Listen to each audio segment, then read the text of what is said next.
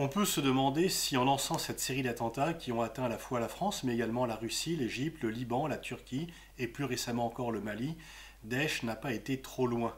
Est-ce qu'ils n'ont pas finalement voulu obtenir une victoire qui va leur être fatale? Finalement, s'ils s'étaient contentés de rester l'État islamique, de vouloir créer un califat aux confins de la Syrie et de l'Irak, peut-être qu'au bout d'un certain temps, chacun se serait accommodé de cette présence. Bachar n'était pas en état de gagner la guerre contre eux, l'État irakien non plus, et les pays du Golfe auraient pu penser que leur supériorité militaire les mettait à l'abri.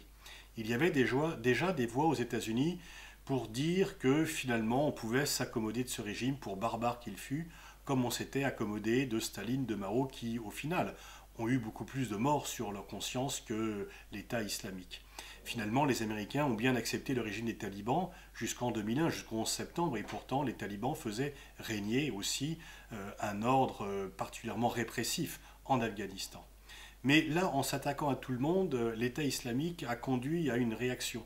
Alors est-ce qu'il faisait le pari que les pays auxquels il s'est attaqué ne seraient pas en mesure de créer une coalition, de mettre sur pied une intervention terrestre qui au final sera indispensable si elle est bien sûr uniquement menée par les pays sunnites pour le vaincre?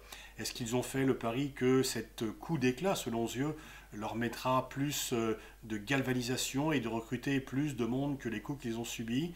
Mais on peut penser, il faut espérer qu'ils ont été trop ambitieux et qu'en s'attaquant à tout le monde, ils ont eux-mêmes créé la coalition qui au final permettra, faut-il l'espérer, de les vaincre.